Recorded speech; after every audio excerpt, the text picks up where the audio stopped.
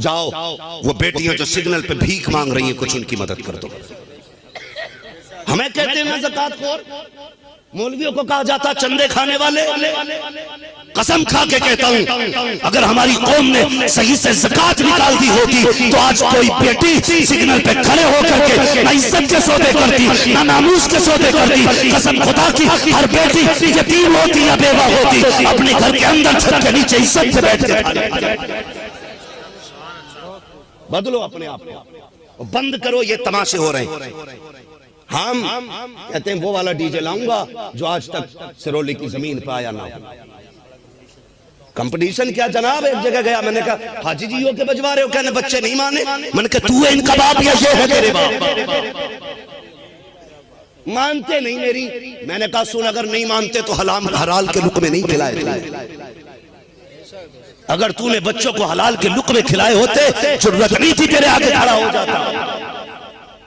अगर औलाद सामने आ रही है ना, तावीज़ बाद में ले, अपनी जिंदगी का मुहासबा कर। बच्चों को रोटी कहां से लाके खिलाई थी, कहां से लाके खिलाई थी रोटी? कहीं हराम बिजनेस तो नहीं कर लिया था? कहीं शराब और चरस बेच करके बच्चों का पेट तो नहीं पाला था? कहीं सट्टे का लगाया हुआ पैसा तो बच्चों को नहीं खिलाया था? एक लुकमा हराम का उतर जाए तो खून खराब कर देता है। जिसने जिंदगी भर हराम खिलाया होगा उसे औलाद जूते नहीं मारेगी। हलाल रोजी तलाश करो, हलाल। मेरे बच्चों जवानों, तुम नहीं जानते हो गलत दवा पड़ जाए तो फसल खराब हो जाती है और गलत रोजी मिल जाए तो नस्ल खराब हो जाती है। कोई नतीजा नहीं होगा, फिर मौलवी से कितनी दुआ कराएगा तो कोई फायदा नहीं होगा। हलाल के लुक़मे खाओ, हराम से बचो। आज हजरत शादियां हो रही हैं, मुफ्ती साहब तो बच्चे क्या कहते हैं, आज तो मेरे दोस्त की शादी है, आज बियर चलेगी। हाँ कहते शराब नहीं है मौलाना साहब, ये बियर है। मैंने कहा सुन मौलवी को बेवकूफ ना समझ, सबसे बड़ा साइंटिस्ट आज भी हुजूर की उम्मत का मौलवी होता है। हाँ जो पुर्जे देख देख के बताते हैं ना, मौलवी उसे बिन देख के बता देता है। हमें ना समझा किसमें कितना नशा है, हमें बेवकूफ ना समझिए कि मौलवी साहब ये बियर है इसमें नशा नहीं होता है। और यार बता तो सकी, तूने भी हुजूर का कलमा पढ़ा है, मैंने भी हुजूर का कलमा पढ़ा है। लोग कहते छुटती नहीं है, मैं कहूँ कैसे नहीं छुटती है? तुझे हुजूर के नाम की गैरत नहीं आती, हुजूर के कलमे की गैरत नहीं आती, कैसे नौजवान हो, कैसे कयामत में हुजूर को मुंह दिखाओगे? एक बात कह के आखिरी कील ठोकना चाहता हूँ, यार जवानों छोड़ दो शराब को, हट जाओ नशे से। ये वही शराब है जिसने करबला में हुसैन का घराना तबाह किया है। ये वही शराब है जिसको पी करके अकबर की बरसी मारी गई थी। ये वही शराब है जिसको पी करके अस्कर के तीर मारा गया था। ये वही शराब है, हुसैन का गला काटने वाले शराबी थे। ये वही शराब है जिसके पीने वालों ने खेमे जलाए थे नबी के घर वालों के। ये वही शराब है जिसके आदि थे नबी का घर लूट लिया था। आज तुम्हारे घर आ गई है, न ये तुम्हें रखने देगी न तुम्हारी नस्लों को रहे।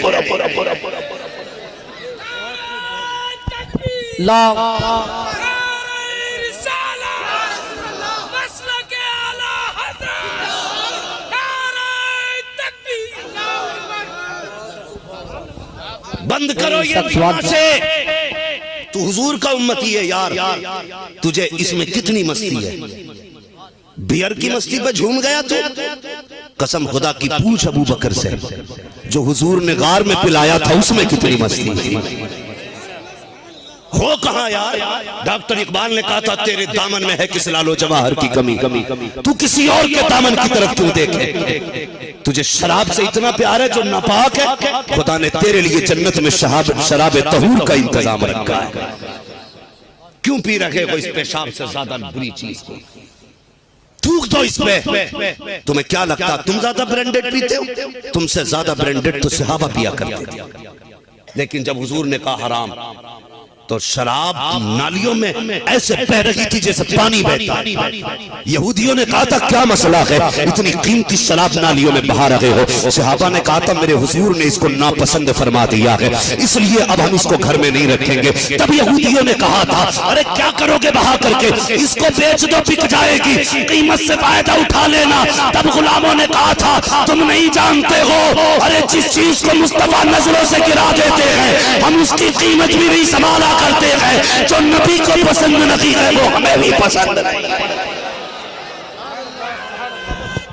अल्लाहु अकबर, या रसूल अल्लाह। कड़वी है ना, सुभान अल्लाह, तकलीफ दे रही होगी, जिंदा, लेकिन कोई फर्क नहीं पड़ता। दवा जितनी ज्यादा कड़वी होती फायदा उतना ज्यादा करता है। और ये उम्मीद भी नहीं लेके बैठा तुम सुभान अल्लाह कहोगे।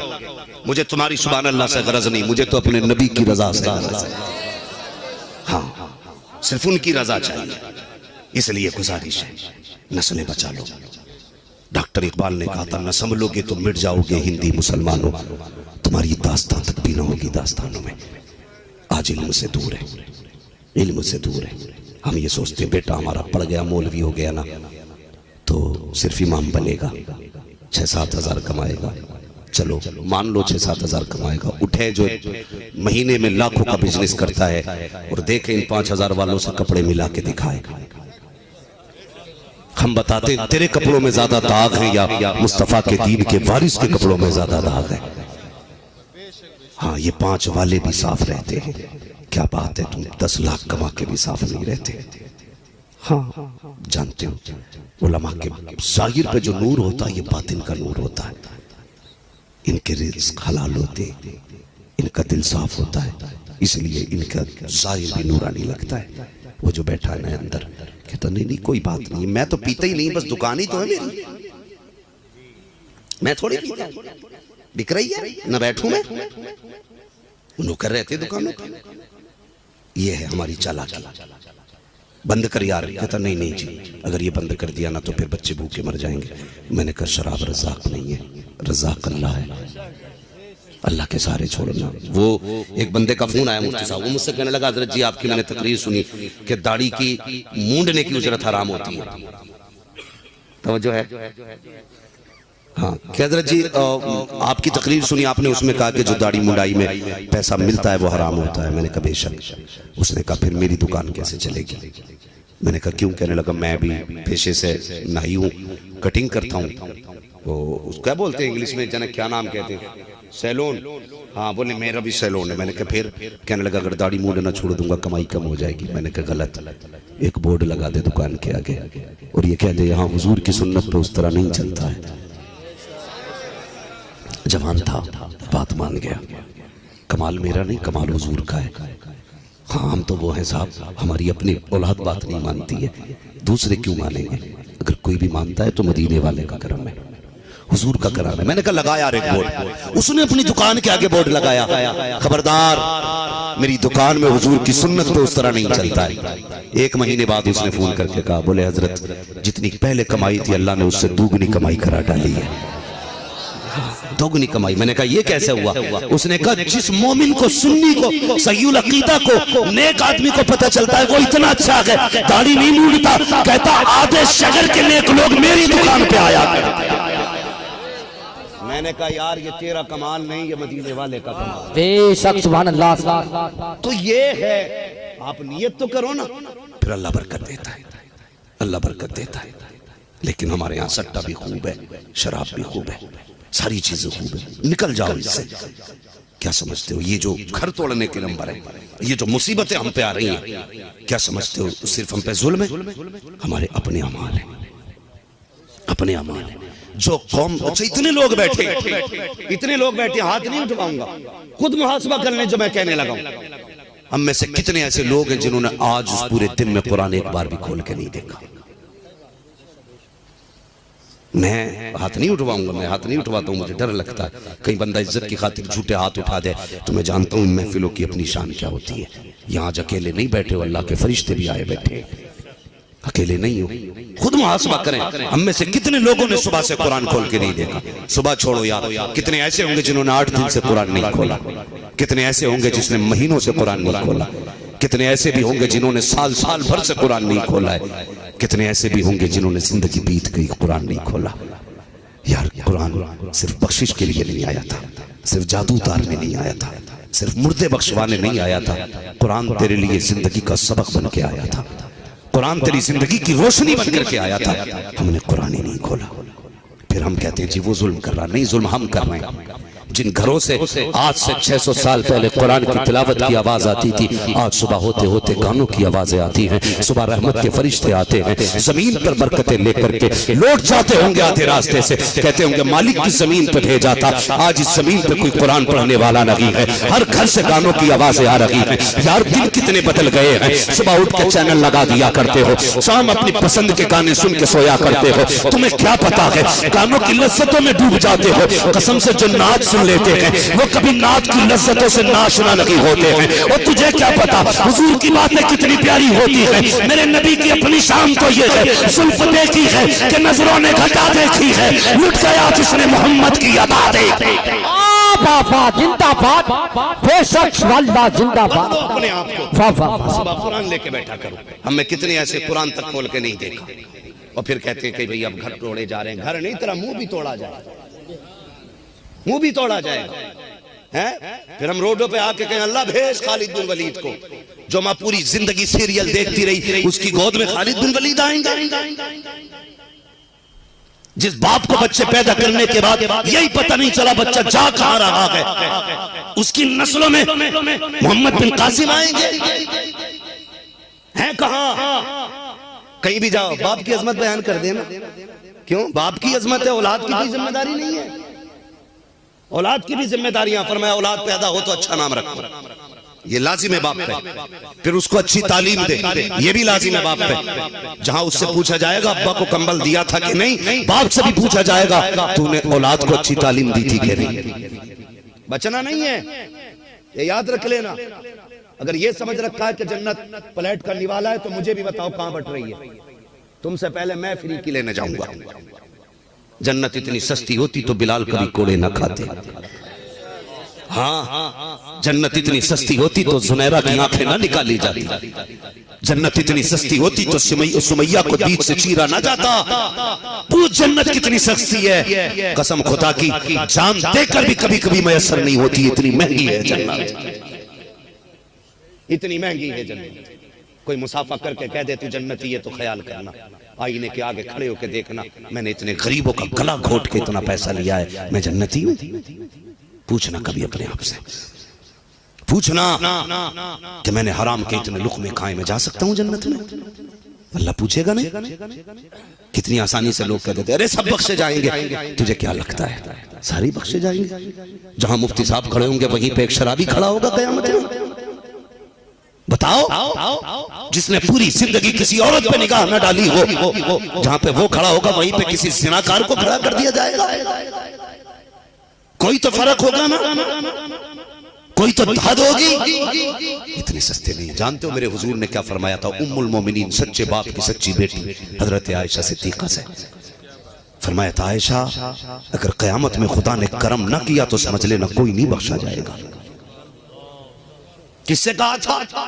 उसकी बेटी से जिसको हुजूर ने कई कई बार जन्नत की बशारत दी, और खुद महबूबे रब्बे कायनात है।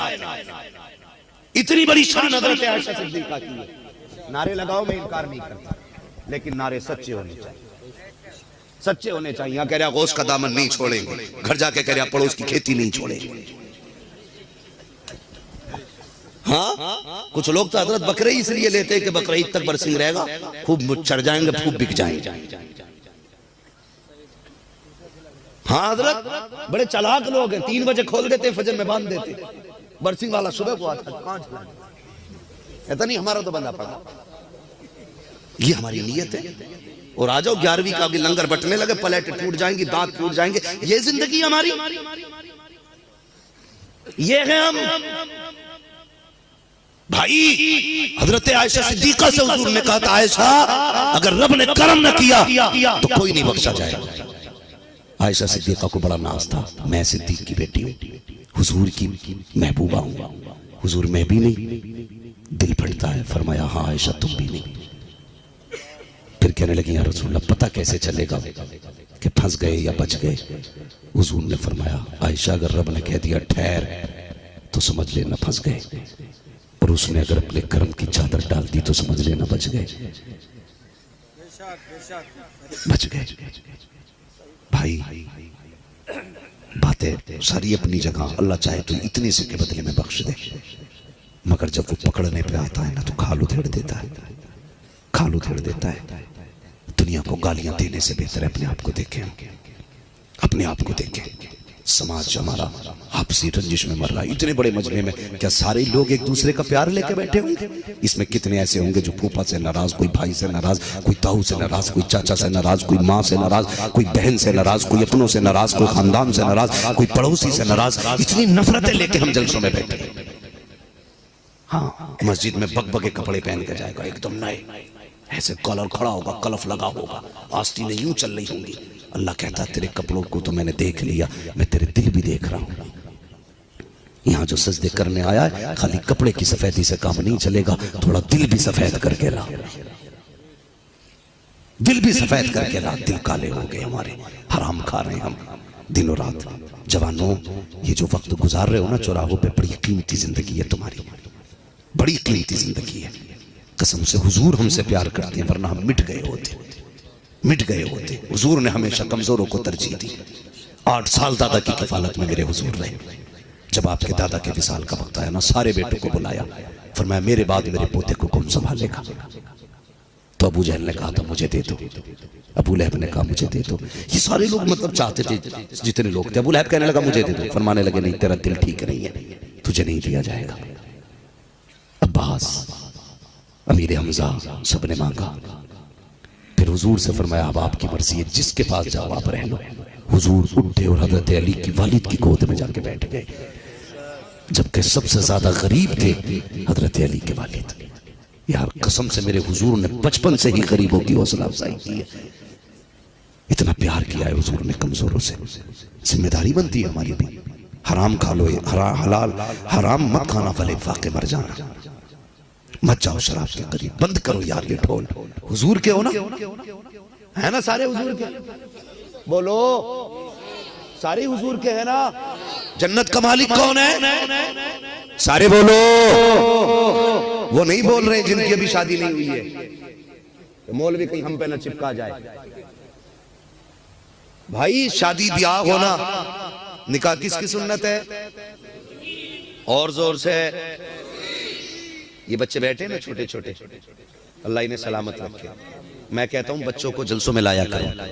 अगर ये बचपन से जलसों में आएंगे ना तो कल आने वाले किसी जलसे की कमेटी के सदर बन के दिखाएंगे। जोड़ो बच्चों को। अक्सर नौजवान है कमेटी वाले, सब नो उम्र वाले, नई उम्र के बच्चे सारे। ये इनकी मेहनतें नहीं है, ये मदीने वाले मुस्तफा का इंतखाब है। जिसे हुजूर चाहते उसे चुन लेते, जिसे चाहा सर पे बुला लिया, जिसे चाहा अपना बना लिया। ये बड़े करम के हैं फैसले, ये बड़े नसीब। टेंट कौन सा है? बरकाती है, टेंट बरकाती और साउंड अजरी है। यही तो प्यार चाहते हैं हम, यही प्यार चाहते हैं। मैं इधर नहीं जाऊंगा आज, बस आपसे कुछ जरूरी बातें करके बात खत्म कर लूं। तवज्जो है ना? आप बदलेंगे इंशाल्लाह अपने आप को। देखो माँ बहनों से गुजारिश है, देख भाई तू भी सुन ले अम्मा। मेरे हुजूर ने फरमाया था औरतों तुम ज्यादा सदका दिया करो। मैंने औरतों की तादाद को ज्यादा जहन्नम में देखा है। ये बात मेरे हुजूर ने फरमाई थी कि औरत के साथ कितना ही कर लो, आखिर में उसे यही कहना मेरे साथ तुमने किया ही क्या है। ठीक है ये बात भी फाइनल है, मगर मैं गुजारिश करूंगा जो भी तकरीर सुन के जाता ना बीवी को डांटता जाके। तुझे पता नहीं मौलाना हम्माद आए थे, कह रहे बीवी को ऐसे रहना चाहिए। कभी जाके बेटी को भी डांट।